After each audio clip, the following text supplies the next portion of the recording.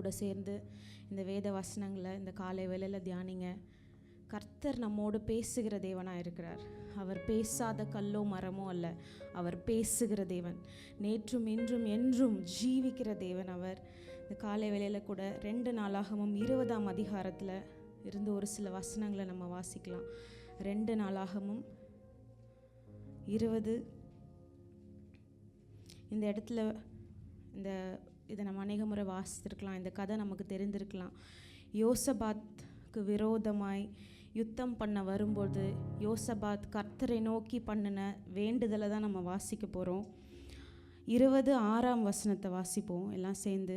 எங்கள் பிதாக்களின் தேவனாகிய கர்த்தாவே, பரலோகத்தில் இருக்கிற நீர் அல்லவோ தேவன், தேவரீர் ஜாதிகளுடைய ராஜ்யங்களை எல்லாம் ஆளுகிறவர். உம்முடைய கரத்திலே வல்லமையும் பராக்கிரமும் இருக்கிறது. ஒருவரும் உம்மோடு எதிர்த்து நிற்கக்கூடாது. ஆமென்.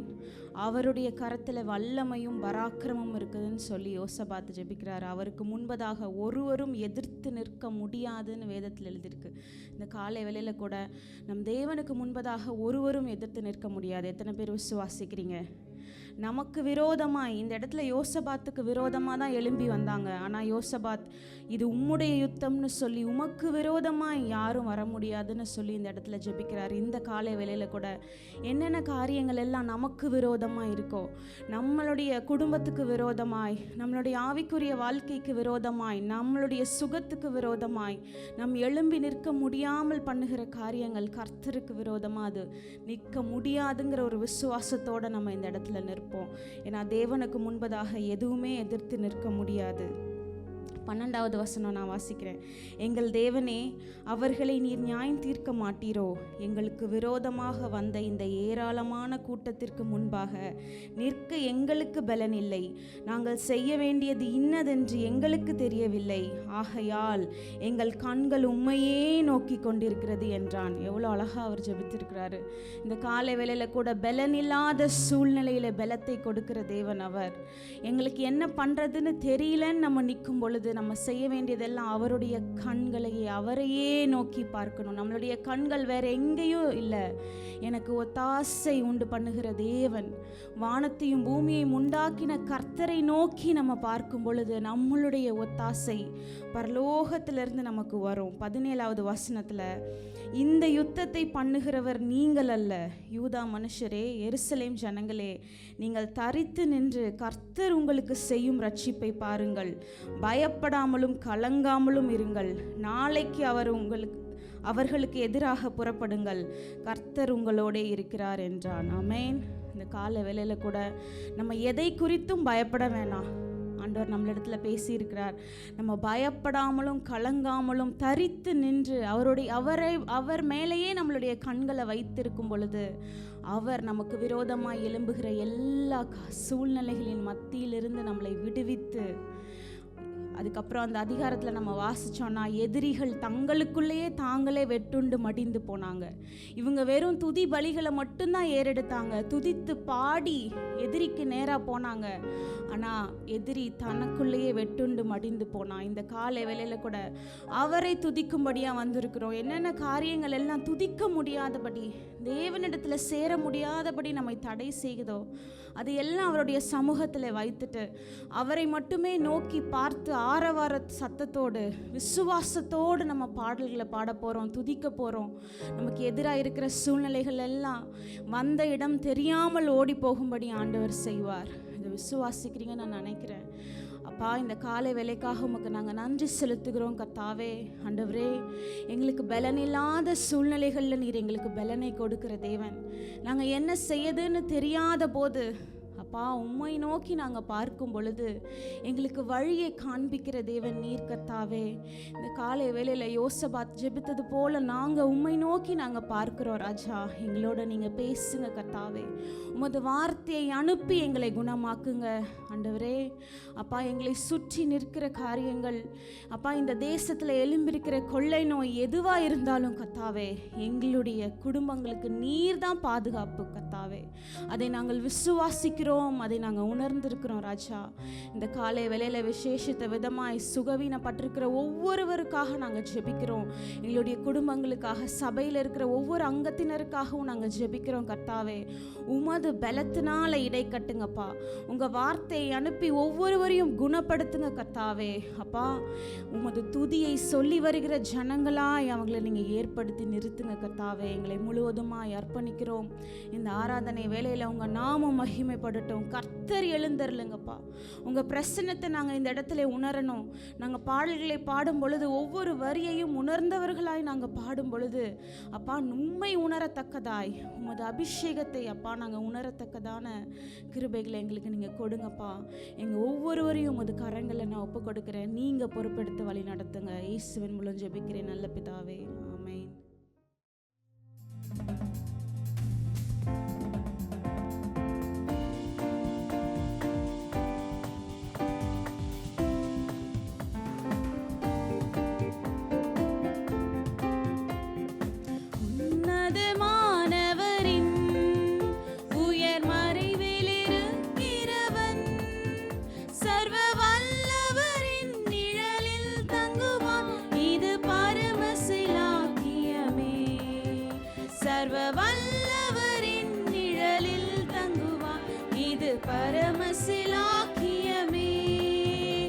அவர் செட்டையின் கீழ் அடைக்கலம் புகவே தம் சிறகுகளால் மூடுவார்.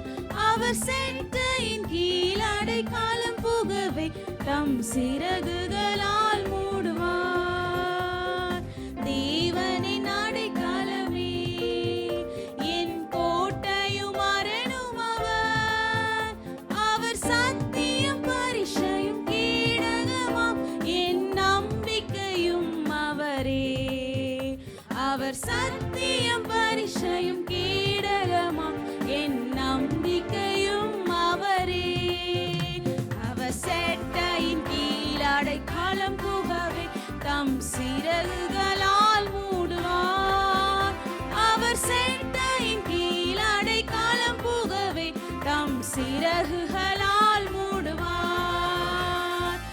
இரவின் பயங்கரத்திற்கும் பகலில் பறக்கும் அம்புக்கும் இருளில் நடமாடும் கொள்ளை நோய்க்கும் நான் பயப்படவே மாட்டேன்.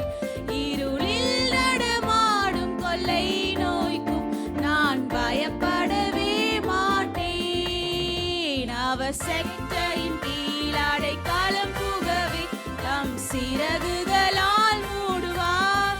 விசுவாசத்தோடு சொல்லுவோமா? அடைக்கலம் புகவே தம் சிறகுகளால் மூடுவார்.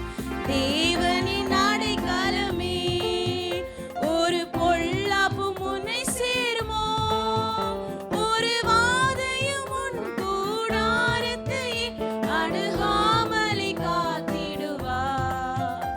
ஒரு வாதையும் உன் கூடாரத்தை அணுகாமலை காத்திடுவார். அவர் செட்டையின் கீழ் அடைக்கலம் புகவே தம் சிறகுகளால் மூடுவார்.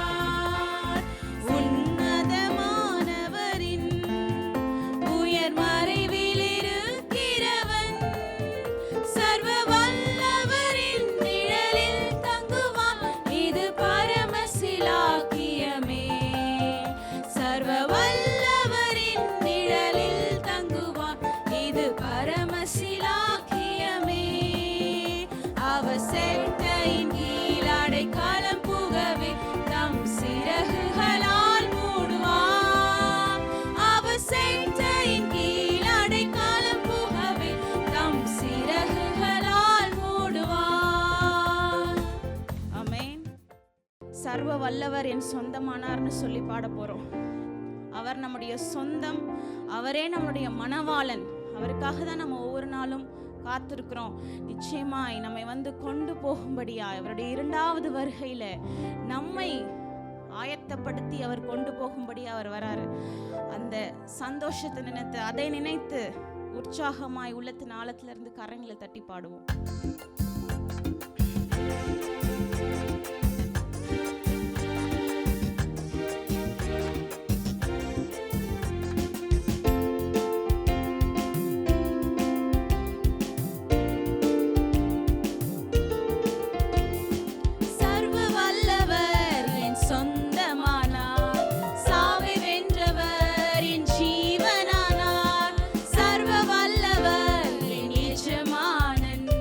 சாவி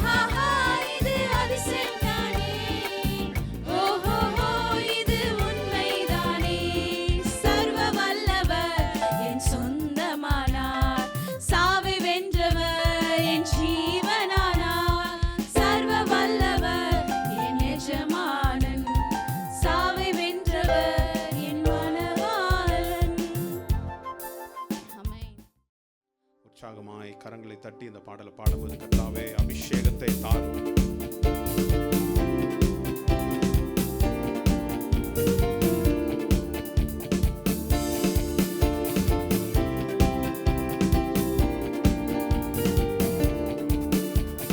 பின்மாரியின் அபிஷேகம் மாம்சமான யாவர் மேலும் அதிகமாய் பொழிந்திடுமே, ஆவியில் நிரப்பிடுமே. பின்மாரியின் அபிஷேகம் மாம்சமான யாவர் மேலும் அதிகமாய் பொழிந்திடுமே, ஆவியில் நிரப்பிடுமே.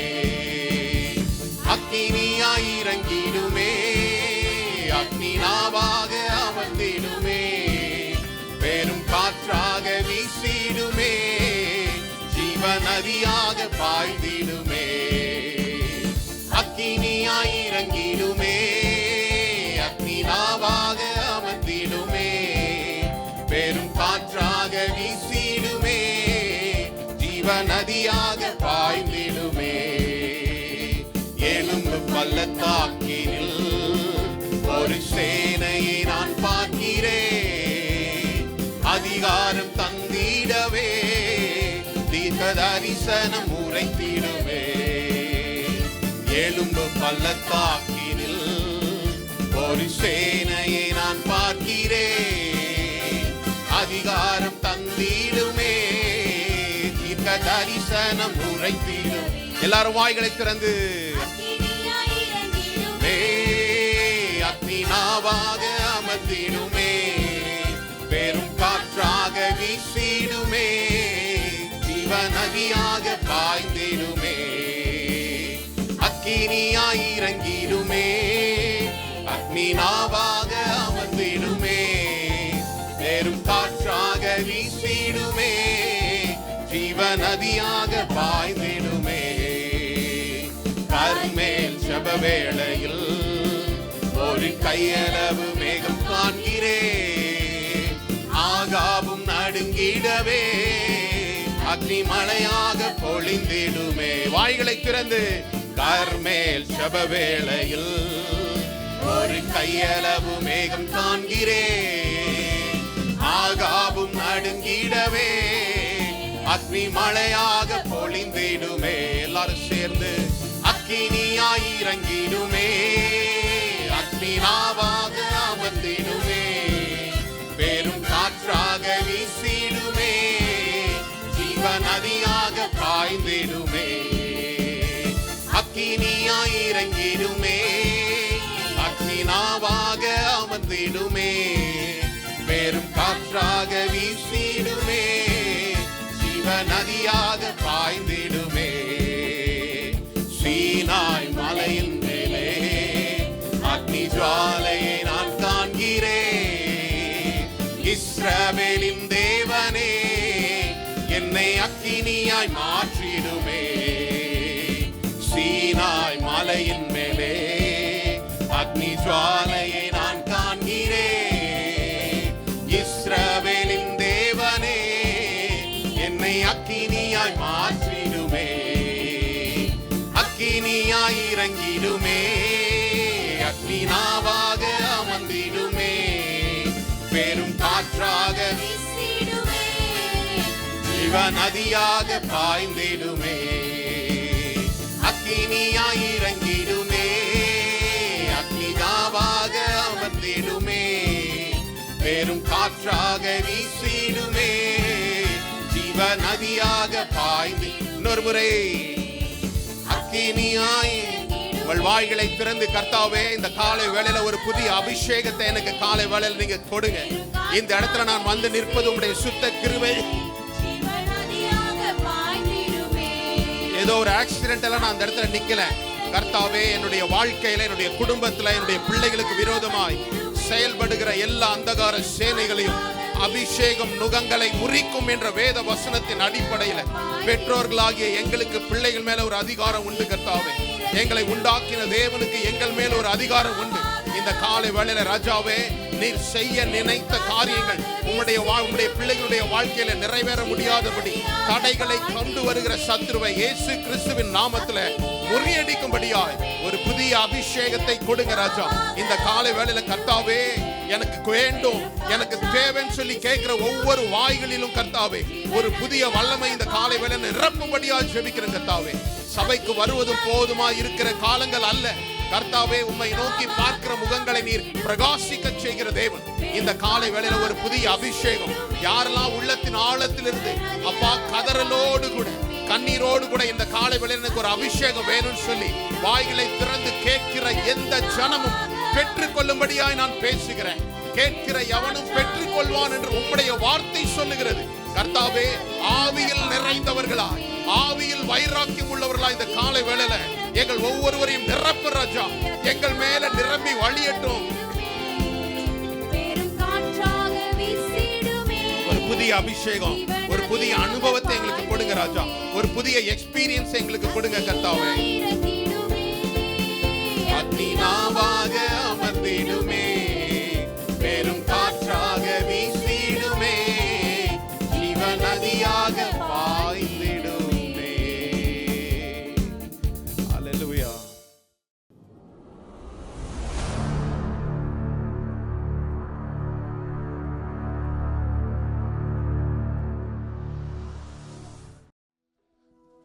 கிறிஸ்து இயேசுவின் நாமத்தில் உங்களை வாழ்த்துகிறேன். மீண்டும் ஒரு புதிய நாளிலும் இந்த மாதத்தில் கடைசி வாரத்தில் நாம் வந்திருக்கிறோம்.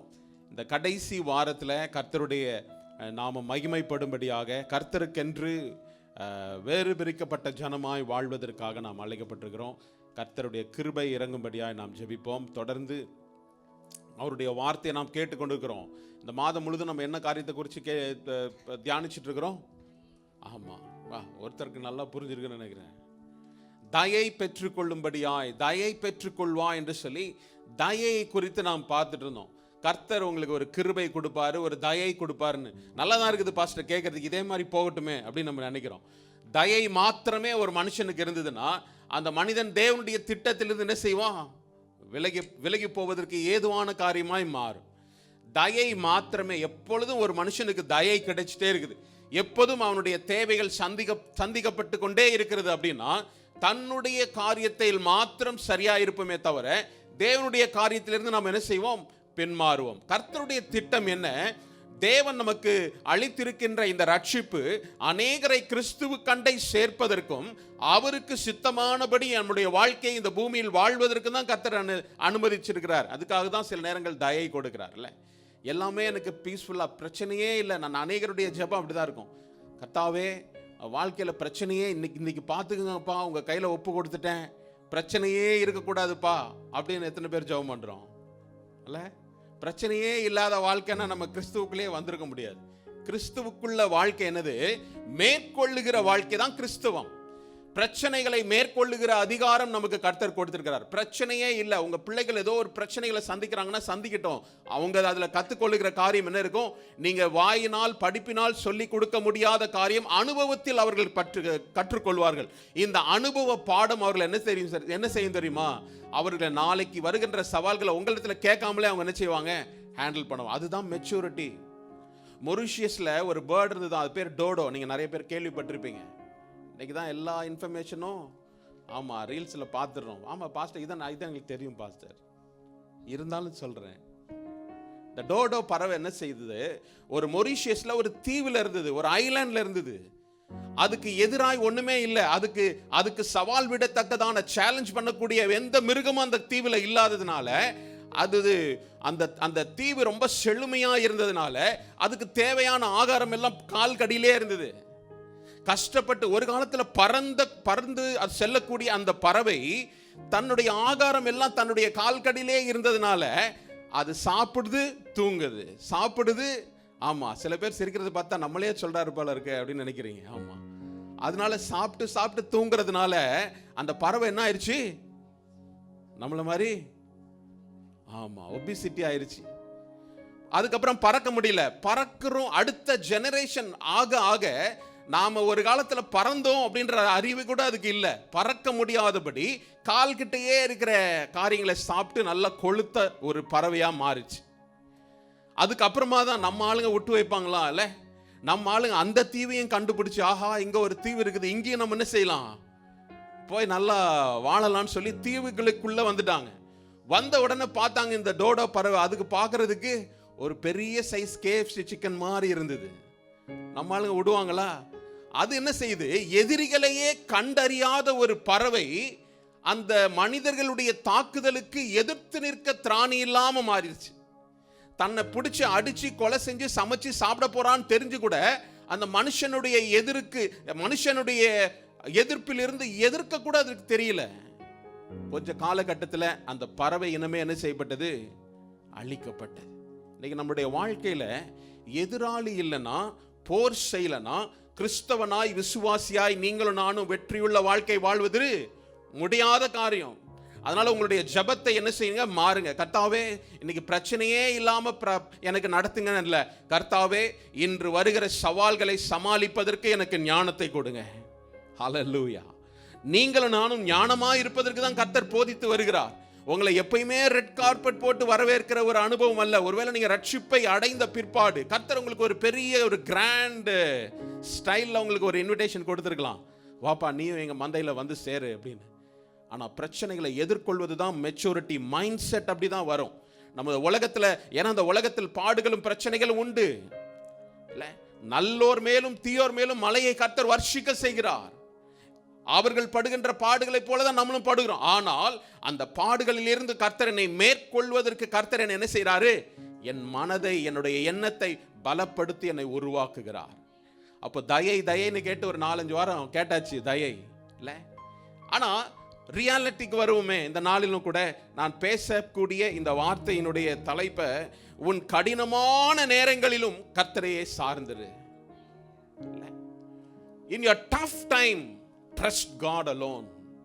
என்னுடைய கடினமான வேளையிலும் கூட நான் கர்த்தரையே சார்ந்திருப்பது தான் என்னுடைய பலனாய் மாறும். நிறைய நேரம் நமக்கு நல்லதா நடக்கும்போது, ஒரு தயை பெற்றுக்கொள்ளும் போது நமக்கு ஒரு சந்தோஷம் இருக்குது, ஒரு ஃபேவர் நமக்கு கிடைக்கும் போது ரொம்ப ஒரு மகிழ்ச்சி சந்தோஷம். ஆனால் அது மறைந்து போனதுக்கு அப்புறம் ஒரு துக்கம். இது எப்படின்னா, கடை கொடுக்கும் போது மட்டும் நமக்கு நல்லதா இருக்கும். ஆனால் மெச்சூர்டான கிறிஸ்டியன் விசுவாசிகள் என்ன செய்வாங்க தெரியுமா, கொடுப்பதினால் அல்ல, கர்த்தர் என்னோடு நடப்பதினால். ஹல்லேலூயா. நம்ம பாடுறோம் ரொம்ப நல்லால, அக்னியா மாத்துங்கப்பா.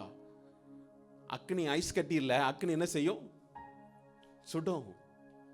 அக்னி மத்தியில தள்ளப்பட்ட சாத்ராக் மேஷாக் ஆபேத்நேகோ உள்ள போனோன்னே, அப்பா யோசிச்சு பாருங்க, வெளியில இருக்கும்போது அவங்களுக்கு என்ன ஒரு மனசுல எப்படி இருந்திருக்கும். ஆனா கர்த்தர் மேல் விசுவாசம் உள்ளவர்களா இருந்தார்கள். அவருடைய வார்த்தை என்னது, நாங்கள் மரித்தாலும் உண்மை என்ன செய்ய மாட்டோம், வணங்க மாட்டோம். எங்கள் தேவன் எங்களை தப்புவிக்க வல்லவராய் இருக்கிறாரு. இல்லனாலும், இந்த இல்லனாலும்ன்ற வார்த்தை சொல்றதுக்கு தான் நமக்கு என்ன வேணும், விசுவாசத்துல நம்பிக்கை நமக்கு வேணும். அப்ப கடினமான சூழ்நிலைகளில் ஒரு மனுஷன் எப்படி நம்ம கர்த்தரையே சார்ந்திருப்பது பாருங்களேன். முதலாவது காரணம், 3 குறிப்புகளை உங்களோடு கூட சுருக்கமாய் பேசி இந்த நாளில் சீக்கிரமா நான் முடிக்கிறேன்.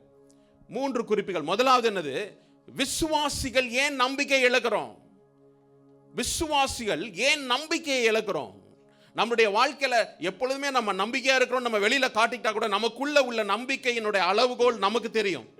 ஏன் சில நேரங்கள் என்னுடைய நம்பிக்கை நான் இழந்து போறேன், ஏன் என்னுடைய வாழ்க்கையில நம்பிக்கை, ஹல்லேலூயா, ஏன் இழந்து போறோம்?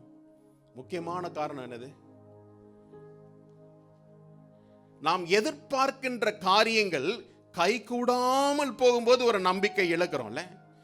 நான் ஒரு காரியத்தை எதிர்பார்த்துட்டு இருக்கிறேன், எக்ஸ்பெக்டேஷன், ஒரு காரியத்திற்காக நான் காத்திருக்கிறேன், எதிர்பார்த்துட்டு இருக்கிறேன். அந்த எதிர்பார்க்கின்ற காரியங்கள் நான் இழக்கும் போது, ஏமாற்றம் அடையும் போது எனக்குள்ள நம்பிக்கை என்ன செய்யுது, ஹல்லேலூயா. ஆயிரக்கணக்கான காரணங்கள் சொல்லலாம் என்னுடைய நம்பிக்கை சோர்ந்து போறதுக்கு. எல்லாம் நம்ம என்ன நினைக்கிறோம், ஒரு பிரச்சனை வந்ததுன்னா உடனே நினைக்கிறோம், என்னுடைய பர்சனல் ப்ராப்ளம், இது என்னுடைய பர்சனல் அப்படின்னு நினைக்கிறோம். ஆனா நீங்க பர்சனல் ப்ராப்ளம் நினைக்கிறதுக்கு முன்னாடி, God is a personal, உங்களுக்கும் தேவனுக்கும் உள்ள உறவு என்ன, my personal connection with God. அப்போ 1000 காரணங்கள் இருந்தாலும் கூட இன்னைக்கு அதிலிருந்து எப்படிலாம் மேற்கொள்ள முடியும், எப்படி கர்த்தரை சார்ந்து கொள்ள முடியும் அப்படின்னு சொல்லி உங்களோடு கூட நான் பேச வாஞ்சிக்கிறேன். முதலாவது பாருங்களேன், 1 ராஜாக்கள் 19ஆம் அதிகாரத்தின் 1ஆம் வசனத்தை நான் வாசிக்கலாம். 1-2 வசனங்களை வாசிக்கலாம். எலியா செய்த எல்லாவற்றையும் அவன் தீர்க்கதரிசிகள் எல்லாரையும் பட்டயத்தாலே கொன்று போட்ட செய்தி அனைத்தையும் ஆகாப் எசபேலுக்கு அறிவித்தான். அப்பொழுது எசபேல் எலியாவினிடத்தில் ஆள் அனுப்பி, அவர்களில் ஒவ்வொருவருடைய பிராணனுக்கு செய்யப்பட்டது போல நான் நாளை இந்நேரத்தில் உன் பிராணனுக்கு செய்யாதே போனால் தேவர்கள் அதற்கு சரியாகவும் அதற்கு அதிகமாகவும் எனக்கு செய்ய கடவர்கள் என்று சொல்ல சொன்னான். ஹல்லேலூயா. 18ஆம் அதிகாரத்தை பார்த்தனா எலியா என்ன செய்தாரா, 400 விக்கிரக தோப்பு ஆசாரியர்களையும் எசபேலுக்கு கீழே இருந்த 450 பேரையும் என்ன செய்தார், 850 பேர் என்ன செய்தார், பாகால் விக்கிரக தோப்பு தீர்க்கதரிசிகளை என்ன செய்தாங்க, கொலை செய்தார். ஒரு மனிதனாக 850 பேர் என்ன செய்தார், கொன்று போட்டார். தேவனுக்காக வைராக்கியம் பாராட்டிய இந்த மனிதன் ஒரு சோர்வு வந்துச்சுல, ஒரு பிரச்சனை வந்தது. 18வது அதிகாரத்தில் செய்த அதே மனிதன் தான் 19ஆம் அதிகாரத்தில் அவன் செய்த காரியம் பாருங்களேன்.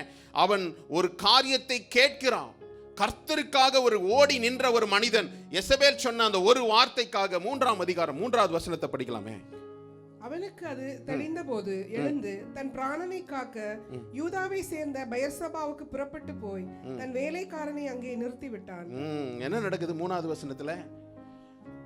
நல்லா கவனமா கேளுங்க. ஏன் நாம் விசுவாசத்தை, ஏன் நான் என்னுடைய நம்பிக்கையில் நான் சோர்ந்து போறேன் அப்படின்னா, என்னது விசுவாசத்தில் என்னுடைய விசுவாசிகள் ஏன் நம்பிக்கையிலிருந்து சோர்ந்து போறாங்க? முதல் காரணம் என்னது?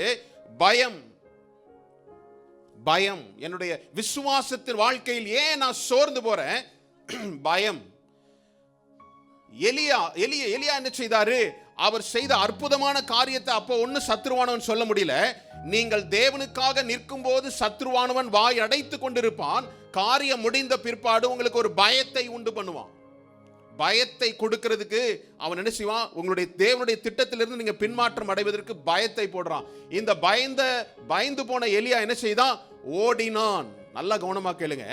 தேவ பிள்ளைகள் தேவனுடைய திட்டத்தை விட்டு ஓட செய்வதுதான் அவனுடைய செயலா இருக்குது. ஓட்டம். நான் சொல்றேன், பயந்து ஓடுகிற எந்த வாழ்க்கையும் ஓடிக்கொண்டே தான் இருப்போம்.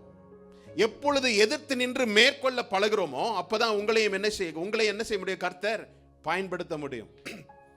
ஒரு பிரச்சனை கண்டு நீங்க ஓடுனீங்கன்னா ஓடிக்கிட்டே இருப்போம். அது வேலையா இருந்தாலும் சரி, குடும்ப வாழ்க்கையில இருந்தாலும் சரி, உங்க உறவினர்கள் மத்தியில் இருந்தாலும் சரி, பேச வேண்டிய காரியங்களை பேச தான் செய்யணும். ஓடி ஒளிஞ்சுக்கிட்டோம்னா நம்ம வாழ்க்கை முழுசும் ஓடிக்கிட்டே தான் இருப்போம்.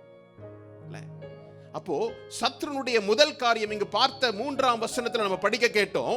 அவன் என்ன செய்யறானா, எசபேலினுடைய வார்த்தையை கேட்ட பிற்பாடு அவன் பயந்து ஓடினான். அவர்களோடு கூட ஆட்கள் இருக்கிறாங்க, ஆனால் அவர் எல்லாம் ஒரு இடத்துல நிப்பாட்டி என்ன செய்தான்? ஓடினான். அடுத்தது 4வது வசனத்தை படிக்கலாமே. அவன் வனாந்தரத்தில் ஒரு நாள் பிரயாணமாய் போய் ஒரு சூரை செடியின் கீழ் உட்கார்ந்து தான் சாக வேண்டும் என்று கோரி, போதும் கர்த்தாவே, என் ஆத்துமாவை எடுத்துக்கொள்ளும், நான் என் பிதாக்களை பார்க்கிலும் நல்லவன் அல்ல என்று சொல்லி. ஹல்லேலூயா. இங்க அடுத்தது என்ன நடக்குது? ஃபர்ஸ்ட் பயம். அந்த பயம் என்ன செய்கிறது? ஒரு பயம் ஒரு ஓட்டத்தை கொடுக்குது. அவன் ஓடுறான். 2வது தோல்வின்னு நினைச்சிட்டான். அவன் தோல்வி என்ன செய்து? நான் சாகணும் அப்படின்னு நினைக்கிறான். இன்னைக்கு அநேகருடைய வாழ்க்கையில சண்டையோ ஒரு பெரிய ஒரு பிரச்சனையை சந்திக்கிறோன்னா போதும், என் லைஃப் கர்த்தாவே என்னை எடுத்துக்கொள்ளும்பா, இந்த வாழ்க்கை வாழ்றதோட ஆமா நிம்மதியா, யாராவது நிம்மதியா செத்தாங்களான்னு கேட்டா எனக்கு தெரியாது. ஆனா நம்ம என்ன வாயிலிருந்து எப்படி வருது? என்னுடைய வாழ்க்கை போதும். ஏன் வருது? தோல்வி. ஏன் தோல்வி? ஏன் அவனுடைய வாழ்க்கையில் தோல்வி என்று கண்டான்? அவனுடைய வாழ்க்கையில 850 பாகால் விக்கிரக தோற்பு தீர்க்கதரிசிகள் எல்லாம் வெட்டி கொன்ன உடனே கர்த்தர் ஒரு பெரிய ஒரு காரியத்தை கொடுப்பார் நினைச்சிருப்பான். இல்ல, நம்ம வாழ்க்கையில அதான், நான் கர்த்தருக்காக நிற்கும் போது நான் கர்த்தருக்காக செய்யணும், கர்த்தரை நான் அப்படியே உயர்த்தி வச்சிடணும்னு நினைக்கிறோம். ஆனா கர்த்தர் சில நேரம் அமைதியா தான் இருப்பார். இவன் எதிர்பார்த்த காரியம் நடக்கல. இவன் வெற்றி கொண்டான். தேவனுடைய அக்கினி பலிபீடத்தில் உள்ள அவன் பலியிட்ட காளைகளை முற்றிலுமாய் என்ன செய்தது? பட்சித்து போட்டது. எல்லாரும் பார்த்தாங்க. ஆனால் இவனுக்கு ஒரு எதிர்ப்பு வரும்போது, கர்த்தர் எனக்கு பேக்கப் பண்ணலையே, கர்த்தர் என் சார்பில் நிக்கலையே. இன்னைக்கு அப்படிதான் நினைக்கிறோம்ல. கர்த்தாவே உமக்காக ஓடுறேன், உமக்காக உம்முடைய பாதத்தில் காத்திருந்து ஜெபிக்கிறேன், அநேகருக்கு சுவிசேஷத்தை நான் அறிவிக்கிறேன். என்னுடைய வாழ்க்கையில் ஏன் இந்த பிரச்சனை? தோத்து போயிட்டேன் கர்த்தாவே, மனுஷங்க முன்னாடி தோத்து போயிட்டேனே. உடனே அவன் என்ன சொல்றான்? போதும் கர்த்தாவே, என்னை எடுத்துக்கொள்ளும், ஐ ஃபினிஷ் மை ரேஸ். நீங்க ஃபினிஷ் பண்றதில்ல, அவர் தான் என்ன செய்யணும், உங்களை அதுவரையும் ஓடிக்கிட்டு தான் இருக்கணும். இவன் பயத்தின் நிமித்தமாய் ஒரு ஓட்டம் ஓடுறான். தோல்வி என்பதை அவன் அறிந்து, தோல்வி என்றது அவனே நினைச்சுக்கிட்டான். இந்த வாழ்க்கையில், இந்த உலகத்தில் நாம் எப்பொழுதுமே உயரத்திலேயே இருக்கணும்னு கர்த்தருடைய திட்டம் அல்ல. கிறிஸ்தவ வாழ்க்கை என்பது there will be a hills, there will be a valley, there will be a plain ground. சில நேரங்கள் கர்த்தர் மலையுச்சியில் என்னுடைய அனுபவத்தை கொடுப்பார். சில நேரம் என்ன செய்வாரு? பள்ளத்தாக்கின் அனுபவத்தையும் கொடுப்பார். சில நேரம் நீரூற்றுகள் மத்தியில் நான் நடந்து போனோம். கிறிஸ்தவ வாழ்க்கை என்பது ஒரு சீரான இப்படியே இருக்கணும் இல்ல, எனக்கும் தேவனுக்கும் உள்ள உறவுல நான் சீரா இருக்கணுமே தவிர என்னுடைய பாதை எப்படி என்பதை கர்த்தர் தான் தீர்மானிக்கிறார். ஹல்லேலூயா. இவன் கர்த்தருக்காக வைராக்கியம் பாராட்டி, கர்த்தர் எனக்காக செய்யலையே. இங்க ஒரு பெண்மணியினுடைய வார்த்தையை கேட்டு ஓடி போய் என்ன செய்தான்? போதும் கர்த்தாவே, என்னை எடுத்துக்கொள்ளும் அப்படி சொல்றான். 5வது வசனத்தை பாருங்களேன். ஒரு சூரை செடியின் கீழ் படுத்துக்கொண்டு நித்திரை பண்ணினான். அப்பொழுது ஒரு தூதன் அவனை தட்டி எழுப்பி, எழுந்திரு, போஜனம் பண்ணு என்றான். போதும். என்னது அடுத்தது? என்னது? சோர்வு. எதற்காக நம்பிக்கையிலிருந்து என்னுடைய வாழ்க்கையில நம்பிக்கை இழக்கத்தக்கதான ஒரு சூழ்நிலை விசுவாசிகளுக்கு வருதுன்னா, அடுத்தது என்னது? சோர்வு. அவன் ஒருவேளை சரீரத்தில் சோர்வு அடைந்திருக்கலாம், ஆனால் ஆவியிலும் அவன் சோர்வு அடைந்தபடியினால் என்னது அவனுக்கு? சரீரத்தில் சோர்வுனால உறக்கம். தேவனுடைய திட்டத்தும் அவனுக்கு புரியல. எதற்காக இந்த காரியத்தை கர்த்தர் 850 பேரை இவன் ஒருவனா என்ன செய்ய முடியாது? ஃபினிஷ் பண்ண முடியாது. அப்ப கர்த்தர் இவனோடு கூட இருந்திருக்கிறார். ஆனால் ஒரு பிரச்சனை வரும்போது அதுக்கு பயந்து ஓடுகிறான். தோல்வி அடைஞ்சிட்டோன்னு சொல்லி என்ன செய்யறான்? அவன் தோல்வி ஆயிட்டோன்னு சொல்லி அவன் சாகணும்னு நினைக்கிறான். 3வது பாருங்க, ஒரு மரத்தின் கீழ் அடியில போய் உட்கார்ந்து என்ன செய்யறானா? உறங்குகிறான். இன்னைக்கு அநேகருடைய ஆவிக்குரிய வாழ்க்கை அப்படிதான் இருக்குது. நான் உங்களுக்காக இவ்வளவு பண்ணியிருக்கிறேன், ஒரு சோர்வு, ஒரு சேலஞ்ச் வரும்போது என்ன செய்யிட்டாங்க? போதும் அப்படின்னு போய் உட்காந்துடுறாங்க. உறக்கம் இல்ல. அடுத்தது பாருங்களேன், 10வது வசனம். அதற்கு அவன், சேனைகளின் தேவனாகிய கர்த்தருக்காக வெகு பக்தி வைராக்கியமாய் இருந்தேன். இஸ்ரவேல் புத்திரர் உமது உடன்படிக்கையை தள்ளிவிட்டார்கள், உம்முடைய பலிபீடங்களை இடித்து உம்முடைய தீர்க்கதரிசிகளை பட்டயத்தினால் கொன்று போட்டார்கள். நான் ஒருவன் மாத்திரம் மீதியா இருக்கிறேன், என் பிராணனையும் வாங்க தேடுகிறார்கள் என்றான். ஹல்லேலூயா. நான் ஒருவன் மாத்திரமே இருக்கிறேன். இன்னைக்கு அநேகருடைய வாழ்க்கையில, கர்த்தாவே நான் உமக்காக இவ்வளவு ஓடி இருக்கிறேனே, எவ்வளோ தியாகம் செஞ்சிருக்கிறேனே, நான் என்ன போல ஒருத்தங்க இல்லையே. அப்போ இந்த தேவனுக்காக நான் இவ்வளோ பண்ணினேன், ஆனால் என்ன செய்யல? எனக்கு எந்த பயனும் இல்லையே அப்படின்னு நினைக்கிறதுனால நமக்கு ஒரு சோர்வு வருது. நம்பிக்கையில் நான் எவ்வளோ பண்ணியிருக்கிறேனே, கடவுளுக்காக எவ்வளோ, ஆனால் எனக்கு எந்த பயனும் இல்லையே. நான் உங்களை பார்த்து சொல்றேன், இது எல்லாரும் கடந்து போகக்கூடிய ஒரு காரியம். எவ்வளோ நன்மை பண்ணியிருக்கிறோமே, ஆனால் எனக்கு ரிவார்டு எதுவும் கிடைக்கலையே. யோசிச்சிருக்கோம்ல, கர்த்தருக்காக தானே நான் பண்ணேன், கர்த்தருடைய அன்பு வெளிப்படணும்னு தானே நான் இதை செய்கிறேன், ஆனால் எனக்கு கிடைச்சதோ ஒன்றும் இல்லையே. நான் மாத்திரம்தான் அப்படி இருக்கிறேன். பலிபீடத்தெல்லாம் இடிச்சு போட்ட அந்த மத்தியில் நான் மட்டும் கர்த்தருக்கு வைராக்கியம் பாராட்டுகிறேன், ஆனால் ஒரு பயனுமே இல்லையே. இப்படி நாம் நினைக்கிற இந்த காரியங்கள் என்னுடைய நம்பிக்கையில், விசுவாசிகளுக்கு நம்பிக்கையில் ஒரு சோர்வு ஏற்படுகிறது, இல்லை நம்பிக்கை இழக்கும்படியான காரியம் ஏற்படுகிறது. ஏன் நான் நம்பிக்கை இழக்கிறேன்? ஒரு காலத்தில் நான் என்னுடைய ஜெப வாழ்க்கை எப்படி இருந்தது? ஒரு காலத்தில் தேவனோடு கூட நான் நடக்கக்கூடிய ஒரு மகளாய் இருந்திருக்கிறேன். நான் ஜெபிக்க தொடங்கினா என்னை அறியாமல் மணிக்கணக்காக நான் ஜெபிச்சிருப்பேன். வேதத்தை படிக்கும்போது மணிக்கணக்காக நான் வேதத்தை படிச்சிருக்கிறேன். ஆனால் இப்பொழுது ஏன் இந்த சோர்வு? இந்த காரியங்கள் எல்லாம் நம்ம பாருங்க, எலியாவுக்கே அது நேர்ந்தது. ஒரு வார்த்தை, ஒரு பெண்மணி, நான் உன்னை நாளைக்கு இந்த நேரத்துக்குள்ள உயிரோட வைக்க மாட்டேன்ற ஒரே ஒரு வார்த்தை. ஆனால் தேவனுடைய வார்த்தை சொல்லுகிறது, நீ எங்கு போனாலும் எப்படி இருப்பீங்க? தலையா தான் இருப்பீங்க. எங்கு போனாலும் கர்த்தருடைய பாதுகாப்பு வளையத்துக்குள்ள தான் நீங்க இருப்பீங்க. நீங்க படித்த வார்த்தைகளை நீங்க பேச மறந்து போனோம் என்றால் சத்துருடைய வார்த்தை நம் காதுகளில் என்ன செய்தோம்? கேட்டுக்கொண்டே இருக்கும். ஏன் இவனுடைய வாழ்க்கையில் ஒரு எதிர்பார்ப்போடு கூட கர்த்தருக்காக வைராக்கியம் பாராட்டி ஒரு பெரிய காரியத்தை செய்தான். கர்த்தர் எனக்கு பயனளிக்கலன்னு நினைச்சு அவன் என்ன செய்யறான்? அவன் சோர்ந்து போகிறான், அவன் பலவீனப்பட்டு போகிறான். எந்த செயலுக்கும் எனக்கு ஒரு பலன் கிடைக்கலையே நினைச்சு என்ன செய்தான்? தன்னுடைய நம்பிக்கையை இழந்து போனவனாய் மாறினான். யாரு? 18ஆம் அதிகாரத்தில் அந்த கூட்டத்திற்கே ஒரு சவால் விட்டான். ராஜாவை பார்த்து சவால் விடுற அந்த வார்த்தை, அந்த அதிகாரத்தை உடைய அந்த மனிதன் சோர்வின் பகுதியில் கடந்து போனான். ஏன் ஒரு இந்த பகுதி உங்களுக்கு நான் உங்களோட கூட பேசிட்டு இருக்கிறேன். ராஜாவின் முன்பதாக போய் நின்று கர்த்தருடைய வார்த்தை பேசியவன், ராஜாவினுடைய சமூகத்தில் நின்று இந்த தேசத்துல மழையாகியும் பனியாகியும் பெய்யாதுன்னு பேசினவான் ஒரு மனிதன். இந்த மனிதனுக்கு பேசின அந்த ராஜாவினுக்கு முன்பதாக பேசிய அந்த அதிகாரம் ஒரு மனுஷனுடைய வார்த்தை என்ன செய்தது? தன்னுடைய நம்பிக்கையை இழக்க செய்தது. இன்னைக்கு யாருடைய வார்த்தைக்கு உங்களுடைய செவிகளை நீங்க காட்டுறீங்க? எதை நான் அதிகமா கேட்கிறேன்? விசுவாசம் ஊட்டத்தக்க வார்த்தைகளை கேட்கிறேனா, இல்ல உலகத்தின் காரியங்கள்? இதெல்லாம் அப்டேட் ஆனாதான் நம்ம என்ன செய்ய முடியும்? இந்த உலகத்துல பிழைக்க முடியும்? அவசியமே இல்லை. என்னை பிழைக்க செய்வது கர்த்தருடைய வார்த்தை, என்னை பிழைக்க செய்வது கர்த்தருடைய சமூகம். ஒரு மனிதன் எவ்வளவு அதிகமாய் தேவனுடைய சமூகத்தில் காத்திருக்கிறானோ அவனை கொண்டுதான் கர்த்தர் ஒரு பெரிய காரியங்களை செயல்படுத்த முடியும். ஹல்லேலூயா. இன்ஃபர்மேஷன் அல்ல, உங்களுடைய வெளிப்பாடுகள் ஃபர்ஸ்ட் ஹேண்டா இருந்ததுன்னா, கர்த்தர் உங்களுக்கு முதல் முறையாய் வெளிப்படுத்துகின்ற காரியம், கர்த்தர் வெளிப்படுத்துகிற காரியமா இருந்ததுன்னா அதை செயல்படுத்துவதற்கு அவரே உங்களுக்கு என்ன செய்வார்? பலனையும் கொடுப்பார். ஹல்லேலூயா. நம் நம்பிக்கையில் உறுதியா இருக்கிறது தான் நம்மளுடைய அழைக்கப்பட்டிருக்கிறோம். இல்ல, நான் வசனத்தை சொன்னா உடனே சொல்லிடுவீங்கல்ல. எபிரேயர் 11:1 விசுவாசமானது நம்பப்படுகிறவைகளில் உறுதியும். ஆமா, நான் சொன்ன பாருங்க. ஆமா, கட்டன்னு அப்படியே நல்ல வசனத்துல தேர்ச்சியான ஒரு. ஆமா, வர மாசத்துல ஒரு பைபிள் டெஸ்ட் பிளான் பண்ணியிருக்கோம். அது அடுத்த வாரத்தில் சொல்லுவோம். நம்ம அது பங்கு பெற்றீங்கன்னா உங்களுக்கு கண்டிப்பாக பரிசுகள் உண்டு. ஆமாம், உங்களுடைய அறிவுக்காக அல்ல, நீங்கள் அதை தொடர்ந்து படிக்கும்படியாய் சபை உங்களை ஏவும்படியாய் நாங்கள் கூட சில திட்டங்களை வச்சிருக்கிறோம்.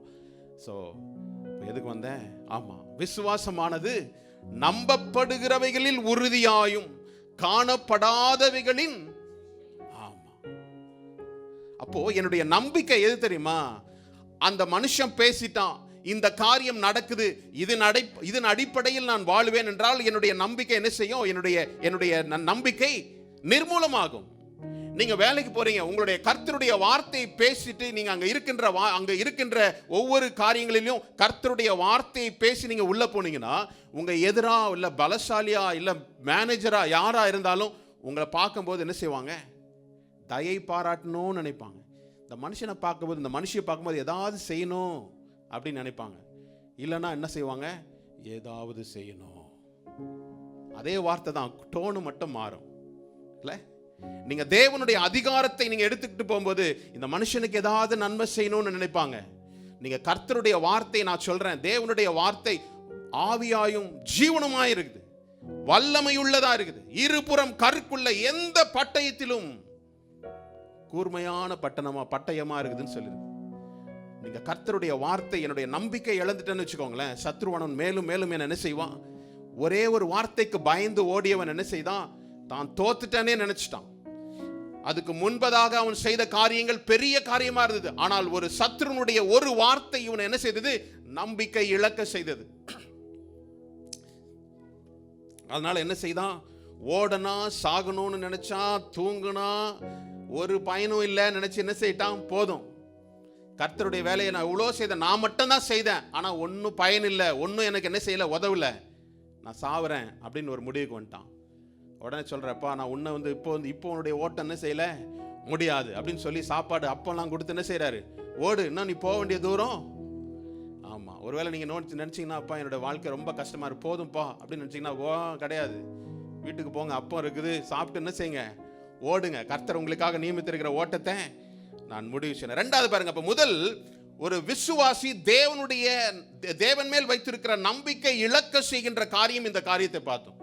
அடுத்தது, ஒரு விசுவாசி நம்பிக்கையே இல்லாம இருக்க முடியுமா? உங்கள்கிட்ட தான் கேட்கிறேன். நம்பிக்கையே இல்லாம இருக்க முடியுமா? இருக்க முடியாதுன்றாங்க. முடியும்னு நான் சொல்றேன். நிறைய பேர் அப்படிதான் இருக்கும் இல்ல, நம்பிக்கை ஏதோ, ஆமா ஏதோ போற. எப்படி இருக்கிறீங்க? ஏதோ போது பாஸ்டர். ஆமா, அது நம்பிக்கை இல்லாதவங்களோட ஸ்டேட்மெண்ட். அது நான் நல்லா இருக்கிறேன், கர்த்தர் என்ன நல்லா வச்சிருக்கிறாரு அப்படி சொல்லுமா? எப்படி இருக்கிறீங்க? ஏதோ போது பாஸ்டர். எது போகுதுன்னு தெரியல. ஆடு மாடு போவோம். ஆமா, கிறிஸ்து தான் நம்முடைய வாழ்க்கையில நம்பிக்கையின் நங்கூரமா இருக்கிறார். என்னுடைய நம்பிக்கை நான் என்னுடைய படித்து வைத்திருக்கிற சர்டிபிகேட் அல்ல, என்னுடைய வேலை அல்ல. நான் நம்பி இருக்கிறவர் இன்னார் என்பதை நான் அறிந்திருக்கிறேன். அதுதான் நமக்கு நம்பிக்கையின் நங்கூரம். ஆனால் நம்பிக்கை இல்லாமலே நிறைய பேர் அப்படியே ஓடி அப்படியே சர்ச்சுக்கு வரோம், போறோம், நம்மளும் என்ன செய்யறோம்? பைபிள்லாம் தூக்கிட்டு நடக்கிறோம். ஆமா, ஆனா பர்சனலா நம்பிக்கை எனக்கு இருக்குதா? ஒரு காரியத்தை குறித்து நான் நம்பிக்கையோடு கூட வாழ்றேனா? இல்ல. ஹல்லேலூயா. சில பேர்ல வாழ்றதுன்னு ஒண்ணு, இருக்கிறது ஏதோ இருக்கிறோன்றது ஒண்ணு, லிவிங்னு ஒண்ணு, எக்ஸிஸ்டன்ஸ்னு ஒண்ணு. இல்ல, இது ஒரு எக்ஸிஸ்டன்ஸ், இது இருக்குது. இல்ல, சில பேர் நான் இருக்கிறேன், நான் உயிரோடு இருக்கிறேன். ரெண்டுத்துக்கும் வித்தியாசம் இருக்குது. ஏதோ இருக்கிறேன்னா நம்ம என்ன அர்த்தம்? we are existence. அந்த இடத்துல ஒரு இருக்கிறோம், ஏதோ ஒன்று இருக்குது. ஆனால் லிவிங் என்ன செய்யும்? ஜீவனுள்ள காரியத்தை செய்யும். அப்போ எனக்கு நம்பிக்கை இருக்கணும். நம்பிக்கை இல்லாத ஜனங்கள் மத்தியில் நான் நம்பிக்கையா இருக்கணும். என்னுடைய வாழ்க்கை நம்பிக்கையா இருக்கணும். நம்பிக்கை இல்லாத ஜனங்களும் இந்த உலகத்தில் இருக்கிறாங்க. பாருங்க, நீதிமொழிகள் 13:12 சொல்லப்படுது, நெடுகாலமாய் காத்திருப்புதல் இருதயத்தை இளைக்க செய்யும். அவ்வளவுதான், அதோட நிறுத்திக்கலாம். நெடுங்காலமாய் காத்திருக்கிறது இருதயத்தை இளைக்க செய்யும். இந்த இளைப்பு என்ன செய்யும்?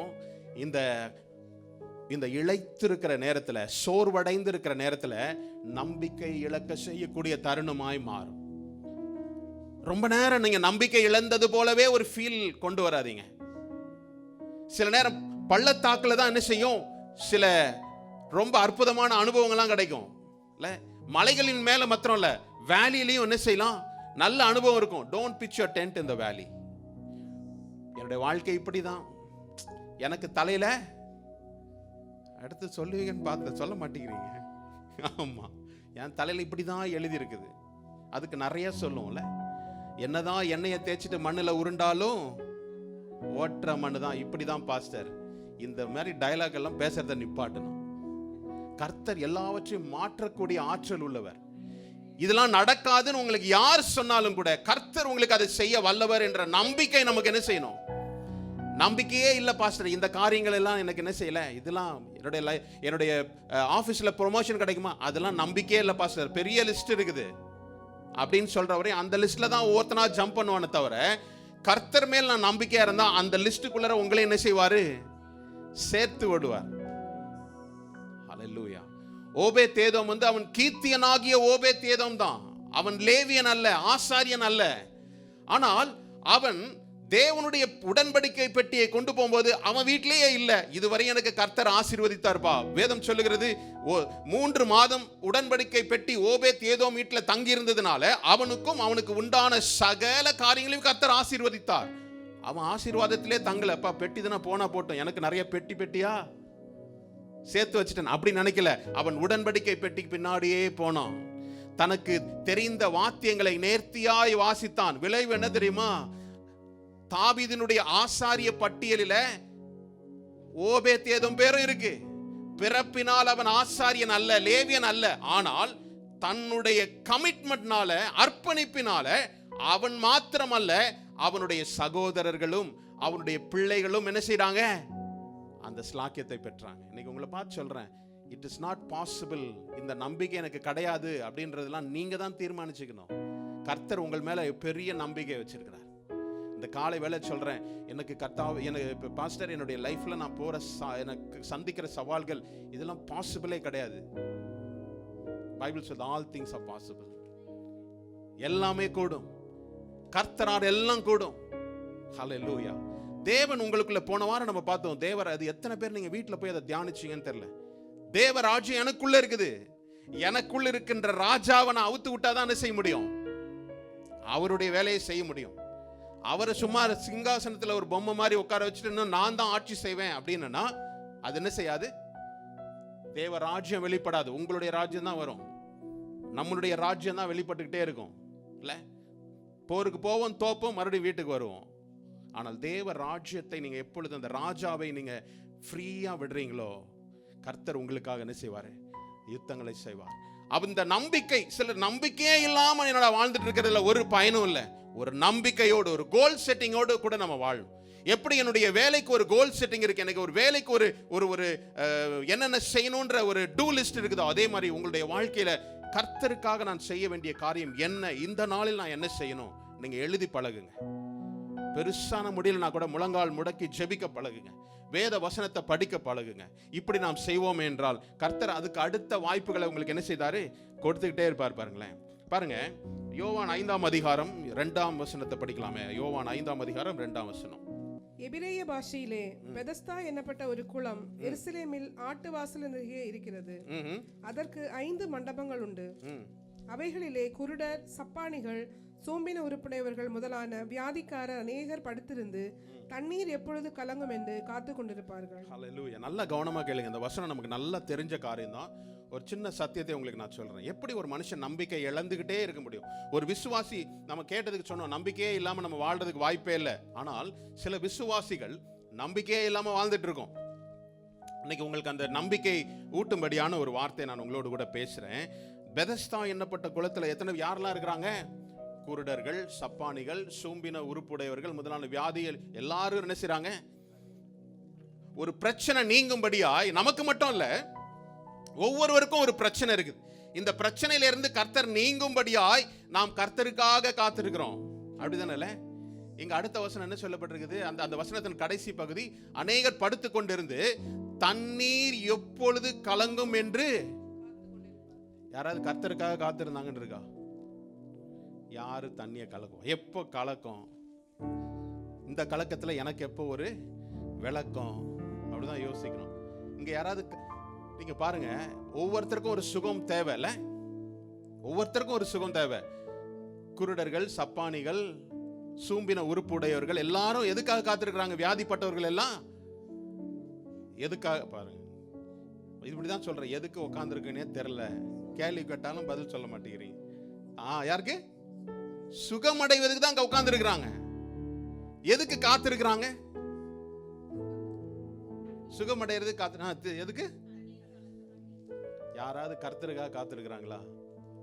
இன்னைக்கு நம்மளுடைய வாழ்க்கையும் அப்படியே தான். குருட மாதிரி அடுத்தவன் ஒருத்தருக்கு ஒரு பிரச்சனை, ஒருத்தனுக்கு ஒரு பிரச்சனை இல்ல?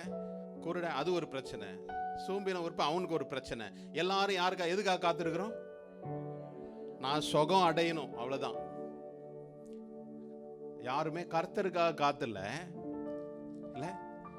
நம்முடைய வாழ்க்கையில் அதை யோசித்து பாருங்க. ஒருத்தர் 38 வருஷமா என்ன செய்திருக்கிறாரு? உக்காந்துக்கிட்டே இருக்கிறார் அங்கேயே. இன்னைக்கு நம்மளுடைய நம்பிக்கையற்ற ஒரு சூழ்நிலை. 38 years he was there. அவனுக்கு நம்பிக்கை இருந்ததா? யாராவது நம்ம சுகம் அடையும்னு ஒரு கேள்வி கேட்டு நம்மளை மடக்கலானே பார்த்துட்டு இருக்கிறாருன்னு நினைக்கிறீங்க. உங்களை மடக்கலமா, நானும் நீங்களாம் கேட்குறீங்களான்றது எனக்கு ஒரு ஏதோ ஒன்று பதில் சொன்னீங்கன்னா அப்பா ஏதாவது கேட்குறாங்கன்னு எடுத்து. சில பேர் உட்காந்துக்கிட்டே நீங்க தூங்குறீங்களா, கண்ணை திறந்து வச்சுட்டு தூங்குற ஆட்கள்லாம் சபையில தான் பார்க்கலாம். சரி, எதுக்காக காத்திருந்தாங்க? தண்ணீர் கலங்கணும். ஆனா இந்த 38 வருஷமாய் காத்திருந்தவன் நம்பிக்கையோட இருந்தானா? நம்பிக்கை இருந்தது இல்ல? எப்படி சொல்றீங்க நம்பிக்கை இருந்தது? ஆமா. இன்னைக்கு பிரச்சனை என்ன தெரியுமா? காத்திருக்கிறோம், நானும் சுகமடையும் தான் காத்திருக்கிறோம். இயேசு வந்து கேட்கிறாரு, என்னப்பா ரொம்ப நேரம் உட்கார்ந்து இருக்கிற? உடனே அவன் என்ன சொன்னா?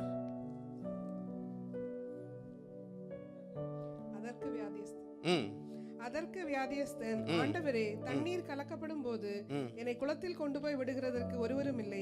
நான் போகிறதற்குள்ளே வேறொருவன் எனக்கு முந்தி இறங்கி விடுகிறான் என்றான். அப்ப இது நம்பிக்கையோட உட்கார்ந்து இருந்தானா இல்ல நம்பிக்கையே இல்ல? நம்பிக்கையோட இருந்தான். ஆனா இன்னைக்கு நிறைய விசுவாசிகளுடைய பிரச்சனை என்ன தெரியுமா? யாராவது வந்து நமக்கு என்ன செய்வாங்க? யாராவது வந்து நமக்கு உதவுவாங்க, யாராவது வந்து தண்ணிகளை தள்ளி விடுவாங்க இல்ல. சுகம் அடையணும், ஆனால் அவனுடைய நம்பிக்கை யார் மேல இருந்தது? யாராவது வந்து என்ன செய்யணும், என்னை யாருமே கண்டுக்கிற மாட்டாங்க இல்ல. சுத்தி இருக்கிற எல்லாருமே என்ன ஒரு குணமடையணும்ன்றதா இருக்கிறாங்க. வந்திருக்கிற சபையில வந்திருக்கிற எல்லாருக்கும் ஏதோ ஒரு பிரச்சனை, இந்த பிரச்சனை என்னை விட்டு நீங்கணும் தான் நினைக்கிறோம். ஆனால் எனக்காக யாராவது என்ன செய்யணும்? ஏன்னா அவனுக்கு கூட நம்பிக்கை இல்லை, அவன் மனுஷனுக்கு நம்பிக்கை இல்லை. கலக்கும் போது முத ஆளா நான் போய் ஓடி அதுல விழுந்துருவேன், அவனுக்கு என்ன செய்யல, ஒரு நாள் நம்பிக்கை இல்லை. அவன் என்ன, அவனுடைய நம்பிக்கை என்னது? யாராவது என்னை கொண்டு போய் என்ன செய்யணும். இங்கதான் இந்த வார்த்தையை நீங்க நல்லா கவனிக்கணும். இயேசுவானவர் கேட்கிறாரு, நீ சொஸ்தமாகணுமான்னு கேட்கிறாரு. அப்பதான் அந்த பதில் சொல்றான். 8வது வசனம் தான் கீவேர்டு. 8வது வசனத்தை பார்ப்போமே. இயேசு அவனை நோக்கி, எழுந்திரு, உன் படுக்கையை எடுத்துக்கொண்டு நட என்றார்.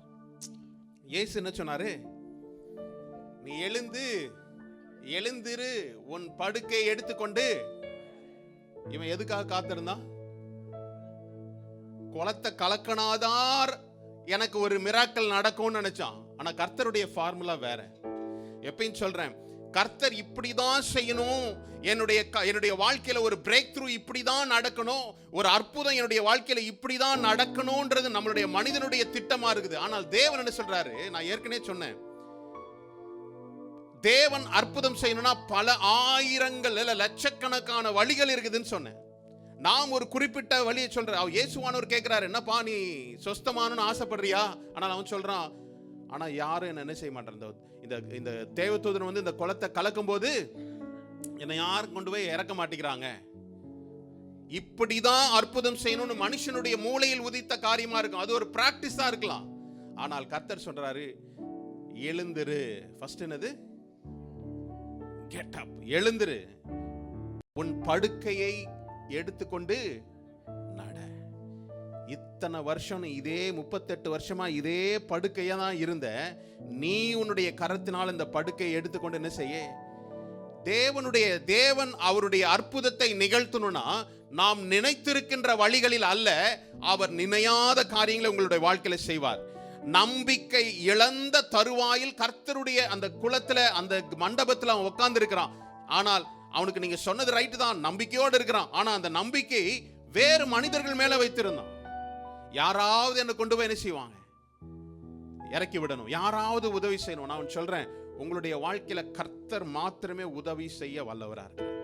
நான் ஏற்கனவே தயை குறித்து பார்த்தோம். சில நபர்களை கர்த்தர் ஏற்படுத்துகிறார், சில ஃபேவரை கர்த்தர் கொடுக்கிறார்னா மனிதர்கள் மூலமாய் உங்களுக்கு ஒரு நன்மை கிடைக்கும்படி கர்த்தர் சில மனிதர்களை உங்களுக்கு ஏற்படுத்துகிறார், அது வேற. ஆனால் கர்த்தரே செய்வதுதான் உங்களுக்கு அவர் செய்கின்ற அற்புதம். இந்த உலகத்துல வேற யாருக்கும் அது மாதிரி நடந்திருக்காது. இல்ல தனிப்பட்ட வாழ்க்கையில் உங்களுக்கு பர்சனல் டெஸ்டிமனி எப்படி நடக்கும்னா கர்த்தரே இறங்கி வந்து செய்யும் போது தான் நடக்கும். ஹல்லேலூயா. 38 வருஷம் நம்பிக்கையே இல்லை. ஒவ்வொரு வருஷமும் ஒவ்வொரு வாட்டி கலக்கும் போதும் பார்த்திருப்பான். தள்ளிட்டு வரதுக்குள்ள அவன் என்ன செய்வான்? குருடனா இருந்தாலும் ஓடி வந்து, ஏன்னா அவனுக்கு கால்கள் வேலை செய்யலாம். ஆனா சரியான இடத்துல விழுந்தானா இல்ல பக்கத்துல தரையில விழுந்தானான்னு தெரியாது இல்ல. ஆனா அவன் என்ன செய்தான்? ஆனா இவனால முடியாது. மற்றவர்களோட உதவியில நான் இன்னைக்கு சொல்றேன், கிறிஸ்தவ வாழ்க்கையில நான் நம்பிக்கை இழந்த ஒரு விசுவாசியா இருப்பேன் என்றால் இது போல 38 வருஷமா ஓரமா உடங்கி இருக்கிற மாதிரி தான். யாராவது என்ன ஹெல்ப், யாராவது எனக்கு உதவுவாங்களா? நான் சர்ச்சுக்கு வரல, யாராவது என்ன கூப்பிட்டாங்களா? யாராவது என்ன விசாரிச்சாங்களா? என்னுடைய பர்த்டேக்கு யாராவது கூப்பிட்டாங்களா? இதெல்லாம் வந்து இந்த 38 வருஷம் கேஸ் கட்டுங்க. எல்லாம் மெச்சோர்டா வரணும். நம்பிக்கையில் நான் உறுதியா இருக்கும் போதுதான் கர்த்தர் எனக்கு இறங்கி வந்து செய்ய முடியும். அவன் ஒரு நம்பிக்கையில ஒருவேளை 38 வருஷமா எனக்கு இது நடக்கலையா, அந்த இடத்தை விட்டு போல, எப்படியோ நடக்கும்னு இருந்துதான். ஆனா யாராவது ஹெல்ப் பண்ணணும்னு நினைச்சான். ஆனா கர்த்தர் சொன்னாரு, இந்த குளத்தில் விழுந்து நீ சுகமாக போறதில்ல, என்னுடைய வார்த்தையின் மூலமா நீ சுகமாக போற. எழுந்திரு. இன்னைக்கு உங்களை பார்த்து சொல்றேன், இப்படிதான் நடக்கும் பாஸ்டர், இதுக்காக தான் நான் காத்திருக்கிறேன் நீங்க நினைக்கிறீங்க. கர்த்தருடைய வார்த்தை உங்களுடைய சமூகத்துல வருது. எழுந்திரு. ஹல்லேலூயா. உன் படுக்கையை எடுத்துக்கொண்டு நட. ஹல்லேலூயா. இதுவரையும் அவன் வேலையை அவன் செஞ்சிருக்கவே மாட்டான், அப்படிதானே? இல்ல, அவனுக்காக வேற ஒருத்தங்க செஞ்சிருப்பாங்க. இப்ப கர்த்தர் உடனே சொல்ல, நீ எழுந்திரு. முதல்ல என்னது? Make your bed. உன்னுடைய படுக்கையெல்லாம் நீ தான் எடுக்கணும். இப்பதானப்பா சுகமா இருந்திருக்க, உடனே ஒரு வேலையா? இப்பதான் ஒரு அற்புதம் செய்தீங்க, அதுக்குள்ள இன்னொரு அசைன்மெண்ட் கொடுக்குறீங்களே? கேட்கவே கூடாது. சுகமாக்குனதே அதுக்கு தான். இப்பதானே ஒரு அற்புதம் எனக்கு கொடுத்தீங்க கர்த்தாவே, எதுக்கு மறுபடியுமா உடனே ஒரு வேலை, கொஞ்சம் காலெல்லாம் பலன் அடையட்டுமே அப்படிலாம் இல்ல. கர்த்தருடைய வேலை, கர்த்தருடைய அற்புதத்தை நீங்க பெற்றுக்கொண்டீங்க, ருசிச்சீங்கன்னா அவருடைய வார்த்தைக்கு கீழ்ப்படிய பழகணும். அப்போ உலகத்தரமான ஒரு முறையில் அவனுக்கு ஒரு விடுதலை கிடைக்கல. அவனுடைய வழி என்னது? ஹல்லேலூயா. இதுவரையும் அவங்களுடைய நம்பிக்கையெல்லாம் யாரெல்லாம் குளத்தை கலக்கும் போது முதல்ல போனாங்கன்னா அதுதான் அவருடைய ட்ரெடிஷனா இருந்தது. ஆனா அது எல்லாவற்றையும் உங்களுக்காக முதல் முறையாய் மாற்றுகிற தேவனா இருக்கிறார். இப்படிதான் நடக்கும் பாஸ்டர், இப்படிதான் செஞ்சாதான் நடக்கும் இல்ல, தேவன் வேறு விதமா செய்ய முடியும். உலகம் காரியங்கள் சொல்லும், இப்படிலாம் மாறிச்சுன்னா இப்படி ஆயிரும் அப்படி ஆயிரும். அதை நீங்க நம்புனீங்கன்னா என்ன செய்யுங்க, அப்படிதான் ஆகும். என் தேவன் அதை சொல்லல, என் தேவன் வேறு விதமா செய்வார், அப்படி ஆகும்ல. பாருங்களேன், நம்ம பார்த்திருக்கோம், நல்லா நகோமியை குறித்து பார்த்திருக்கிறோம். அவளுக்கு நம்பிக்கை இழந்த ஒரு சூழ்நிலை தான். தன் கணவனை இழந்தால், 2 குமாரர்களை இழந்தால், வேறு ஒரு பட்டணத்தில் இருக்கிறார், தன்னுடைய சொந்த ஊர் கூட கிடையாது. பொழைக்க போன, பஞ்சம் போன ஒரு இடத்துல தன்னுடைய முற்றிலுமாய் இழந்து போனா. நம்பிக்கையற்ற சூழ்நிலை. ஆனால் ஒரே ஒரு நம்பிக்கை அவளுக்குள்ள இருந்து, என்ன தெரியுமா? அப்பத்தின் வீட்டுக்கு நான் போறேன், பெத்லஹேமுக்கு போறேன், அங்க அப்பம் கிடைக்கும்னு சொல்றாங்க, ஐ வில் கோ. இன்னைக்கு உங்களுடைய ஒருவேளை எந்த விதத்திலும் ஒரு நம்பிக்கை இல்லைனா கூட, ஒரு துளியளவு நம்பிக்கை உங்களுடைய வாழ்க்கையில் செயல்பட தொடங்கினால் கர்த்தர் அதை என்ன செய்வாரு? ஸ்திரப்படுத்துவார். இதெல்லாம் முடியாத காரியம். நல்லா கவனமாக கேளுங்க, இந்த வார்த்தை நான் மறுபடியும் சொல்றேன். இதெல்லாம் நடக்காத காரியம், இதெல்லாம் முன்பு நடந்தது ஆகவே இல்லை அப்படின்ற காரியங்கள் கூட உங்களுக்காக கர்த்தர் செய்ய வல்லவராக இருக்கிறார். ஹல்லேலூயா. இல்ல, அநேக எடுத்துக்காட்டுகள் சொல்ல முடியும். மார்த்தாளை குறித்து பார்க்கும்போது, மார்த்தாளை இயேசுவானவர் கேட்கும்போது, ஆமா கர்த்தாவே, நீங்க இருந்தீங்கன்னா அது என்ன செய்யாது, நீங்க இருந்திருந்தீங்கன்னா அவன் பிழைச்சிருப்பான், என்னுடைய தம்பி, என்னுடைய சகோதரன் என்ன செய்திருப்பான்? பிழைச்சிருப்பான். ஆனால் கர்த்தர் சொல்ல முடியும், நம்பிக்கை இழந்த சூழ்நிலை, ஒரு டெத் சிச்சுவேஷன், ஒரு மரணம், ஒரு அவ்வளவுதான், finished, there is no hope. Dead பாடியை பார்த்து ஏதாவது ஹோப்? ஒண்ணுமே கிடையாது. ஆனால் கர்த்தரால் அது கூடும். உங்களுடைய வாழ்க்கையில எந்த சூழ்நிலைகளோ ஒரு மரணம் அடைந்தது போல ஒரு சூழ்நிலை, there is no hope. Pastor, everything is finished. என்னுடைய வாழ்க்கையில இனி இதெல்லாம் நடக்குமா அப்படின்னா முடியாத காரியமா இருக்குதுன்னு நீங்க யோசிக்கலாம். ஆனால் கர்த்தரால் அதை செயல்படுத்த முடியும். அவருடைய ஒரு வார்த்தை ஜீவனை கொடுக்கும், ஒரு வார்த்தை உங்களை உயிர்ப்பிக்கும். இந்த நம்பிக்கையானது உங்களுக்குள்ள என்ன செய்யும்? ஒரு புது உற்சாகத்தை ரிவைவ் பண்ணும், உங்களுக்குள்ள என்ன செய்யும்? உயிரூட்டும். அவருடைய வார்த்தை தான் சொல்லுது, நான் பேசிய இந்த வார்த்தை ஆவியாயும் ஜீவனுமாயும் இருக்கிறது. இந்த வார்த்தை எல்லாம் அவர் பேசின வார்த்தை தான். இந்த வார்த்தைகள் எல்லாம் அவர் வாயிலிருந்து புறப்பட்ட வார்த்தை தான். பரிசுத்த மனிதர்கள் தேவனுடைய ஆவியினால் நிரப்பப்பட்டு எழுதிய இந்த வார்த்தைகள் தான் நம்ம பேசுறோம். நீங்க எப்படி நம்புறீங்களோ, விசுவாசிக்கிறீங்களோ, அப்படியே அது ஆகும். ஹல்லேலூயா. கர்த்தருடைய வல்லமை அதுதான். அப்பதான் நீங்க உணர முடியும், இது கர்த்தர் இதை செய்திருக்கிறார். ஒருவேளை சோர்வான சமயங்கள் வரலாம், நான் வரவே கூடாதுன்னு சொல்லல. எலியாவுக்கு வந்தது போல எனக்கு சோர்வுகள் வரலாம், வரும். இந்த உலகத்தில் சில காரியங்கள், வேலை நிமித்தமோ, உறவுகள் நிமித்தமோ, என்னுடைய சரீர பலவீனத்தை குறித்தோ சில காரியங்கள் வரும். ஆனால் don't pitch your tent in the wilderness. வனாந்தரமே எனக்கு வாழ்க்கை அல்ல. வனாந்தரத்தை கடந்து கர்த்தர் எனக்கு நியமித்திருக்கிற வாக்குத்தத்த பூமிக்கு நான் என்ன செய்யணும்? சுதந்திரிக்கணும். அதுதான் தேவனுடைய சித்தம். அங்க கொண்டு போய் சாவடிப்பதற்கு அல்ல. உங்களுக்கு ஒரு பிரச்சனையை, ஒரு சவால்களை, ஒரு சேலஞ்சஸை கொடுத்திருக்கிறாருன்னா நீ இதுலயே ஒளிஞ்சு போன அல்ல, இதுல இருந்து மேற்கொள்ளும் போதுதான் உங்களுக்குள்ள ஒரு மென்டலி ஸ்ட்ராங்கா ஒன்று என்ன செய்யுங்க, ஒரு ஃபீல் பண்ணுவீங்க. பாருங்க எப்படி பலப்படுத்த முடியும். புயலில் அடிபட்ட ஒரு மரம் தான் என்ன செய்யும்? நம்ம ஊர்லலாம் பனை மரத்தை சொல்லுவாங்கல்ல, பாட்டுக்கு உயரமா ஒரு சின்ன ஒரு கொம்பு மாதிரி தான் இருக்கும். ஆனால் எவ்வளவு காத்தடிச்சாலும், எவ்வளவு வெயில் ஆனாலும், எவ்வளவு குளிரானாலும் என்ன செய்யும்? அந்த பனை மரத்தோடைய கட்டை ஸ்ட்ராங்கா இருக்கும். அது போலதான் கர்த்தர் நம்ம என்ன செய்யறாரு, எந்தெந்த அழைப்பிற்கு ஏற்றது போல நமக்கு சில பிரச்சனைகளை அனுமதிக்கிறார். சில சவால்களை அவர் நமக்கு கொடுப்பதனுடைய நோக்கம் என்ன? அதை மேற்கொள்ளும் போது உங்களுக்குள்ள என்ன செய்யும்? ஒரு அறிவில் பலப்படுவதற்கு, மெச்சூர்ட் ஆகிறதுக்கு நமக்கு கர்த்தர் பலப்படுத்துவார். பிரச்சனை வந்தவுடனே சோர்ந்து போகாதீங்க. ஒருவேளை நீங்க சோர்ந்து போனீங்கன்னா கூட கர்த்தரை சார்ந்து கொண்டீங்கன்னா அவர் உங்களுக்கு கிருபைகளை அளிக்கிற தேவனா இருக்கிறார். மூன்றாவதாக சுருக்கமா சொல்லி முடிக்கிறேன். 3, நான் ரொம்ப தூரம் போயிட்டேன், இனி நான் கர்த்தர் மேல் நம்பிக்கை வைக்க முடியுமா? நான் அநேக நேரங்கள் கர்த்தரை நம்பாம நான் அநேக காரியங்களை செய்தேன். இனி நான் கர்த்தரை நம்ப முடியுமா? உங்கள்ட்ட தான் கேட்கிறேன், பதில் என்னது? முடியும். நாம் எவ்வளவு தூரம் விலகி போனாலும் கூட, அவரை விட்டு எவ்வளவு பின்மாறி போனா கூட, அவரிடத்தில் சேரணும்னு நம்ம வரும்போது அவர் என்ன செய்வாரு? ஹல்லேலூயா. இளையகுமாரன் அவரை விட்டு கொடுக்கறதெல்லாம் வாங்கிட்டு எல்லாத்தையும் அனுபவிச்சுட்டு போயிட்டான். திருப்பி தன் தகப்பனை நோக்கி வரும்போது தகப்பனை என்ன செய்தாராம்? தினமும் அவனுக்காக காத்து கொண்டிருந்தார். அவன் வருவதை கண்டு எதிரே ஓடி போய் அவரை கட்டி தழுவி அவனை என்ன செய்தாராம்? முத்தமிட்டார். இதுதான் தேவனுடைய அன்பு. ஒருவேளை கர்த்தாவே நான் ரொம்ப போயிட்டேன், உம்முடைய நம்பிக்கை நான் நம்பிக்கை இழந்து போய் பல காரியங்கள் நான் செஞ்சுட்டேன், இனி நான் வர முடியுமா? இனி நான் கர்த்தரை சார்ந்து கொள்ள முடியுமா? கண்டிப்பா முடியும். ஹல்லேலூயா. சத்துருவானவன் எப்பொழுதுமே பாருங்களேன், எதிர்மறையான காரியங்களையே நம்முடைய காதுகள்ல பேசிக்கிட்டே இருப்பான். ஓ இப்படியா? நான் ஒரு நாள் ஒரு என்கரேஜ் பண்ண ஒரு சத்ருவான வந்து என்கரேஜ் பண்ணிருக்கானா அவங்கள? இல்ல, சத்ருவானுடைய முத வேலைன்னு தெரியுமா? ஓ இப்படி ஆயிடுச்சா, ஓ நீ இப்படி பண்ணிட்டியா, அவ்வளவுதான் முடிஞ்சது, இது இப்படி நடந்துச்சா. எனக்குள்ள எல்லா எதிர்மறை காரியங்கள் எல்லாம் நெகட்டிவ் காரியங்களை என்ன செய்வான்? நினைவுபடுத்திக்கிட்டே இருப்பான். நான் எத்தனையோ வருஷத்துக்கு முன்னாடி உள்ள பண்ண தப்பு என்ன செய்வான்? இதனாலதான் பத்தியா இது உனக்கு நடந்திருக்கு. நீ அன்னைக்கு பண்ண பேர் எப்போ ஏதோ சின்ன வயசுல ஓடிக்கிடி ஏதாவது ஒன்று பண்ணிருப்போம், ரப்பரை திருவி இருப்போம், இல்ல எவனையாவது அக்கிள்ளி விட்டுட்டு வேற பக்கம் ஓடி இருப்போம். உங்களெல்லாம் பார்த்தா இதுக்கு பெருசா ஏதோ பண்ணிருப்பீங்க போல இருக்கு. இதுக்கெல்லாம் தான் உன்னை என்ன செய்கிறாரு? தண்டிக்கிறாரு. இதெல்லாம் உனக்கு தண்டனை அப்படின்னு நினைக்கிறோம். தண்டனை கிடையாது. என்னைக்கு கர்த்தரை ஏற்றுக்கொண்ட நீங்களும் நானும் நம்முடைய பாவங்களை எல்லாம் அவர் என்ன செய்தாரு? கடலின் ஆழத்துல, சமுத்திரத்தின் ஆழத்துல கொண்டு போய் போட்டார். என்னவோ சொல்றாங்களே, என்னது மரியானா டிஞ்சா, என்னது ட்ரென்ச். ஆமா, அங்க போன யாரும் உயிரோட வர முடியாது. அங்க கொண்டு போய் போட்டிருக்காரு. எவனாவது நம்மளை போய் பார்க்கணும்னு போனான்னு அவங்க கதை முடிஞ்சிடும்.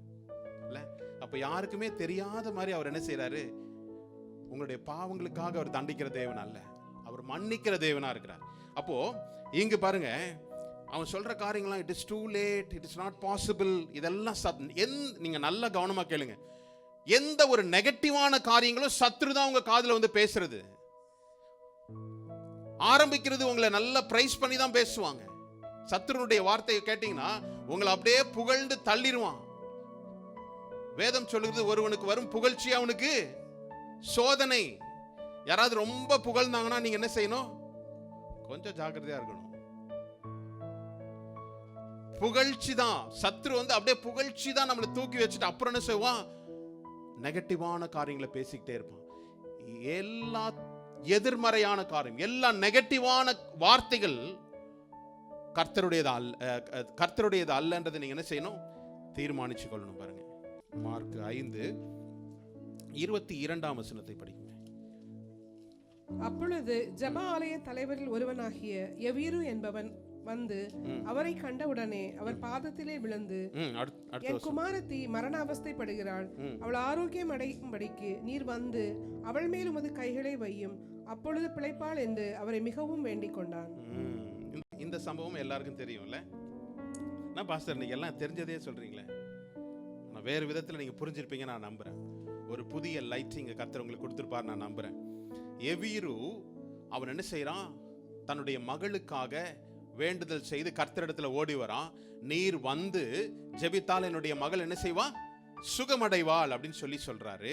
அந்த நேரத்துல தான் கர்த்தர் இயேசுவானவர் வருகிறது குறித்து ஒரு பயங்கர ரஷ். இவருக்கு ரொம்ப அர்ஜென்ட், அப்படிதானே? இல்ல, நமக்கு வர பிரச்சனை எல்லாம் அர்ஜென்ட் தான். இல்ல, கர்த்தாவே இன்னைக்கு நைட் எனக்கு இதை செய்யணும், அர்ஜென்ட்ல தான் வருவோம் நம்மளும். அந்த நேரம் பார்த்து கர்த்தர் உள்ள வர முடியாதபடி கூட்டம்.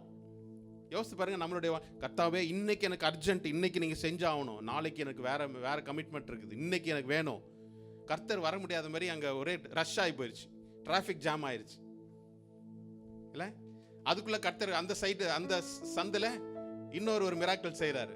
எப்படி இருக்கும் உங்களுக்கு? நான் அவசரமா எனக்கு நடக்க வேண்டியது இங்க வேற யாருக்கோ இல்ல, நான் வந்து கூப்பிட்டு என் பிள்ளைக்கு ஏதாவது நடக்கும்னு பார்த்தா இந்த அம்மா ஓடி வந்து ஆமா அது தொட்டு என்னப்பா இது யோசிப்புமா இல்லையால? நம்ம ஜெபிச்சுட்டே இருப்போம் ப்ரொமோஷனுக்குன்னு, பக்கத்து சீட்ல இருக்கோம் ப்ரொமோட் ஆகி போகும்போது எப்படி இருக்கும்? அடடா, கர்த்தர் டேபிள மாத்திட்டார் போல இருக்கு, என்னோட டேபிளுக்கு வர வேண்டியது இல்ல. இப்படி யோசிப்புமா? இல்ல யோசிச்சு பாருங்க. பைபிள் படிக்கும்போது இப்படிலாம் படிங்க. நம்மளுடைய உண்மை தன்மையை கொஞ்சம் கொண்டு வாங்க. நம்ம அப்படியே ஹோலி மாதிரியே நடந்துகிட்டு இருக்கோம். we are also human. நமக்கு வர வேண்டிய டெலிவரன்ஸ் பக்கத்து அம்மாவுக்கு நடந்துருச்சே. அது மட்டும் இல்ல, அதுக்கப்புறம் என்ன நடக்குது பாருங்களேன். அந்த 12 வருஷம் உள்ள அந்த பெண்மணி வந்து சரியாய் போயிட்டா. உடனே 35வது வசனம், அவர் இப்படி பேசிக் கொண்டிருக்கையில் ஜெப ஆலய தலைவருடைய வீட்டிலிருந்து சிலர் வந்து, உம்முடைய குமாரத்தி மரித்து போனாள், இனி ஏன் போதகரை வருத்தப்படுத்துகிறீர் என்றார்கள். சூழ்நிலைகள் ஒருவேளை டூ லேட்டா இருக்கலாம். சத்ருவானவன் அதுதான் சொல்றான், nothing is too late for God. He is always done everything on beautiful in his time. அவர் அதன் காலத்தில் அவர் நேர்த்தியாய் செய்கிற தேவன். இது கர்த்தருடைய வார்த்தை. இவன் நினைச்சிட்டான் வந்து ஏற்கனவே நான் கரெக்டா வந்துடலான்னு தான் போனோம், டிராஃபிக்ல கொஞ்சம் லேட் ஆயிருச்சு, அதனால என்ன ஆச்சு, நம் மக மரித்து போனால். வந்து சொல்ற நியூஸ் எப்படி இருக்குது?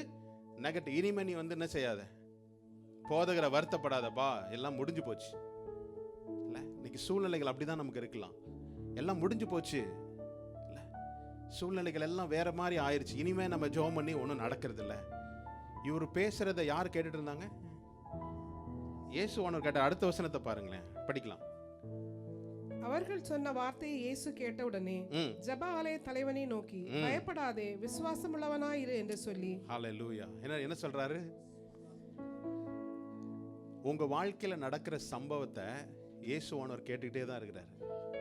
நம்ம நினைக்கிறோம் இனிமே ஜெபம் பண்ணி ஒன்றும் பிரச்சனை ஒன்றும், எல்லாம் முடிஞ்சு போச்சு, பேப்பரை கொடுத்துட்டாங்க, ரிசல்ட்டை கொடுத்துட்டாங்க, இனி ஒன்றும் இல்லை. அப்படி இல்லை. கூட இருக்கிறவங்களாம் கூட டிஸ்கரேஜ் பண்ணலாம். அவன் ஒரு யோசிச்சு பாருங்க, ஒரு தகப்பனானவன் எப்படியாவது என்னுடைய மகளுக்கு ஒரு வாழ்க்கை கிடைக்கணும்னு போய் நிற்கிறாரு.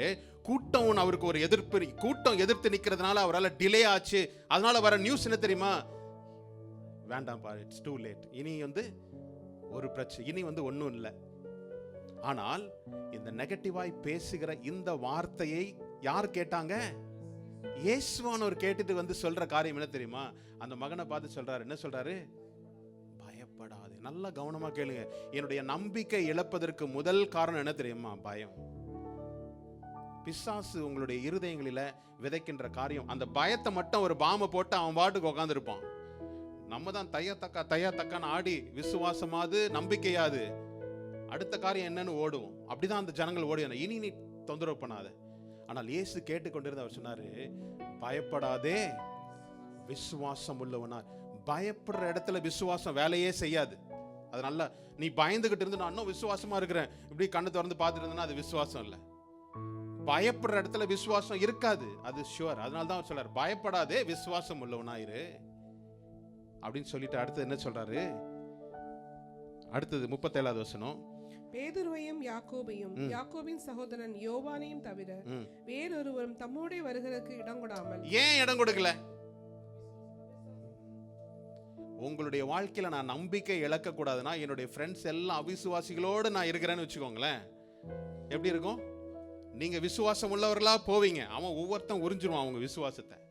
அப்புறம் நான் வெளியில வரும்போது எனக்கும் அவங்கள மாதிரியே பயப்பட ஆரம்பிச்சிடும். அவங்க சொல்ற வார்த்தைகள் எல்லாம் எனக்கும் என்ன செய்யும்? ஆமா, இப்படி கரெக்ட் தானே. அதனால இயேசு என்ன செய்தாரு? பேதுருவையும் யாக்கோபையும் யாக்கோபினுடைய சகோதரன் யோவானையுமே தவிர வேறொருவரும் தம்மோடு வருகிறதற்கு விசுவாசம் இல்லாமல் தேவனை பிரியப்படுத்துவது கூடாத காரியம். Without faith it is impossible to please God. There is no ஒரு இதே கிடையாது. எங்களுக்குள்ள விசுவாசம் இருக்கிற வரையும் தான் நான் தேவனை பிரியப்படுத்த முடியும். அப்ப இவர் என்ன சொல்றாரு? நீ பயப்படாதப்பா, நீ விசுவாசம். எதுக்காக நீ வந்த? என்னை கூட்டு போய் உன்னுடைய மகளுக்கு ஒரு சுகமாகணும்னு தானே வந்த. Nothing is too late for God. கர்த்தர் இதுக்கு முடியாத காரியம் இல்ல, லேட்னு ஒண்ணுமே இல்ல. Still I will come. அப்ப என்ன செய்யறாரு? பக்கத்துல வந்து சொன்னவங்க எல்லாம் ஒதுக்கிட்டாரு. வந்து சொன்னாங்க, இனி நீ தொந்தரவு பண்ணாதப்பா, எல்லாம் முடிஞ்சு போச்சு, அவங்கள எல்லாம் ஒதுக்கு, எல்லாம் வேற ரூம் மாத்தவங்கள வேற இடத்துக்கு தள்ளிட்டு யார் சொல்றாரு? சீஷர்களோடு கூட என்ன செய்யறாரு? அந்த இடத்துக்கு போறாரு. போய் என்ன சொல்றாரு பாருங்களேன். 38வது வசனம், ஜெப ஆலய தலைவனுடைய வீட்டில் வந்து சந்தடியும் மிகவும் அழுது புலம்புகளையும் கண்டு உள்ளே பிரவேசித்து, நீங்கள் சந்தடி பண்ணி அழுகிறதென்ன? பிள்ளை மரிக்கவில்லை, நித்திரையாய் இருக்கிறாள் என்றார். அடுத்த வசனம். அதற்காக அவரை பார்த்து நகைத்தார்கள்.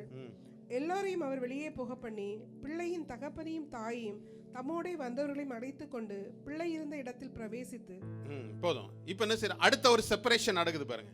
முதலாவது அவன் எபிரு இடத்துல வந்து சொல்றாங்க, இவங்க இது முடிஞ்சு போச்சுப்பா, நீ இனிமே தொந்தரவு பண்ணாத. கர்த்தர் அவங்கள ஒரு என்ன செய்யறாரு? செப்பரேட் பண்றாரு.